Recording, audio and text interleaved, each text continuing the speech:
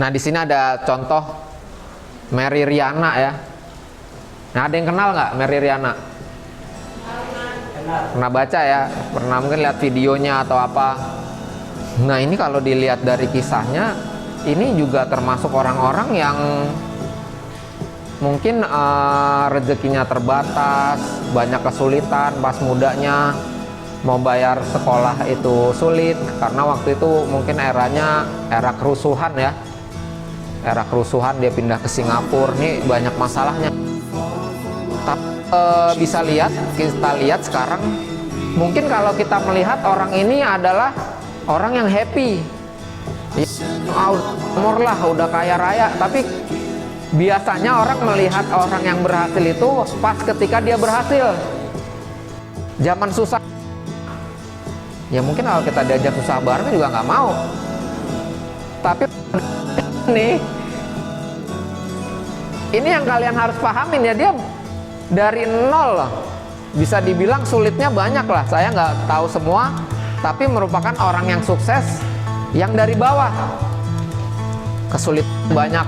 Apa bapak mah ngomong yang udah berhasil gini, rata-rata orang yang udah tampil itu udah berhasil. Dan orang yang udah followernya aja 2,9 M itu berapa? 2.900.000 apa 2, juta ya kan? Kalau 2,9 M lebih satu dunia. Hah? Milion ini M. Juta kan? Nah, ini juta ya. Juta miliar. Kalau K kan kilo, ribu ya. Kalau miliar hampir separuh penduduk dunia. Ya penduduk Indonesia ya kurang lebih paling nggak nyampe setengah miliar. Nah, ini pokoknya banyak banget dah. Banyak banget. Nah, ini kita bisa lihat akun beli apa enggak dari postnya berapa, followernya berapa, followingnya. Nah, yang like berapa. Nanti kita bahas ya. Jadi di sini tuh akun orang sukses akan selalu bangkit dan mencoba. Dia ini ngomong bukan baca dari buku atau asal ngomong atau hoax. Dia bisa ngomong gini karena dia merasakan mengalami sendiri gitu. Contoh kalau orang nggak berpengalaman lah, dia ngomong tapi jiwanya nggak ada di situ, bisa kelihatan kalau orang ngomong asal bunyi lah ya. Nah, ini dia bilang titik terendah bukanlah tempat untuk kamu menyerah. Jadi dia udah pernah merasakan titik terendah. Mungkin nggak dipercaya orang, mau pinjam duit nggak ada yang ngasih, kerja juga belum, kuliah belum. Nah, ini pembicaraan dia tentang motivasi ya, memang dia mengalami dan sekarang memang salah satu motivator ya. Dia ada sekolahnya juga, berkembang. Seandainya dia pas saat terendah itu udah males bangkit atau males belajar, mungkin ya nggak akan kenal kita. Ini sekolahnya banyak, dia juga ngobrolnya sama orang-orang yang memang udah hebat ya. Jadi kita kadang kalau mau ngobrol sama orang hebat, pintar, kita harus punya modal paling enggak bukan uangnya. Ya kita kalau mau ngobrol sama, misalnya ngobrol sama orang pintar, kita nanti nggak nyambung kalau nggak tahu ilmunya. Ditanya, diajak ngobrol, aduh saya nggak tahu. Ini ilmu lagi, balik lagi ke ilmu. Jadi semuanya ke ilmu. Nah, ini di atas ini nanti kita bahas juga itu kenapa ada tanda centang biru. Kira-kira ada yang tahu? Ditanya itu.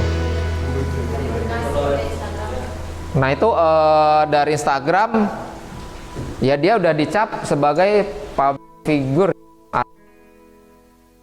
Sampaikan ya memang bukan hoax dan nyata. Ada contreng biru itu perjuangan dia nyampe ke situ.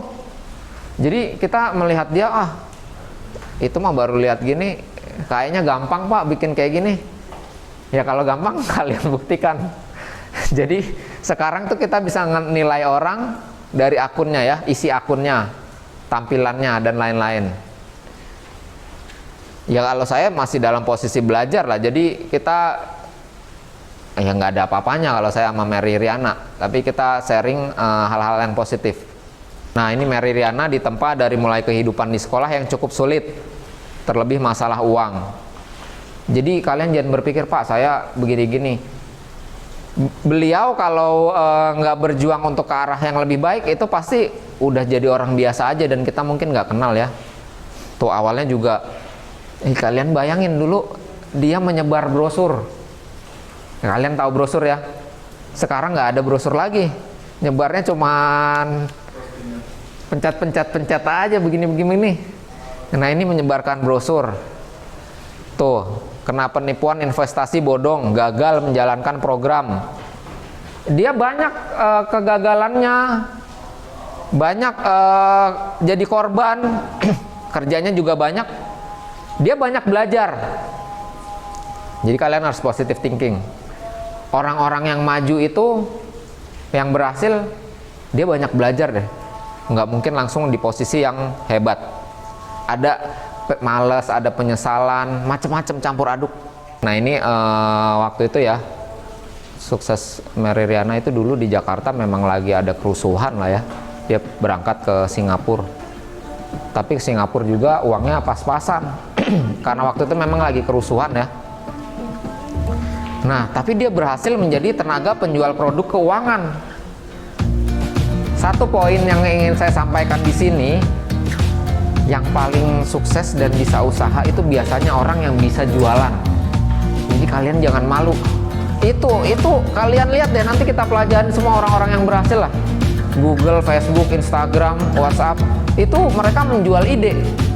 Kalau pinter teknik aja, nggak bisa bicara di depan umum, nggak bisa memasarkan apa yang ada di idenya, itu susah. Nah ini menjadi tenaga penjual produk keuangan.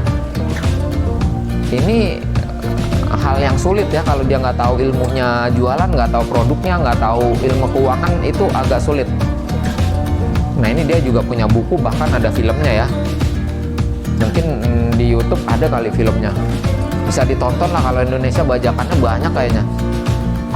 Jadi kalian nonton tuh film yang memotivasi. Oke lah, film perang-perangan, drama Korea, apa itu boleh nonton.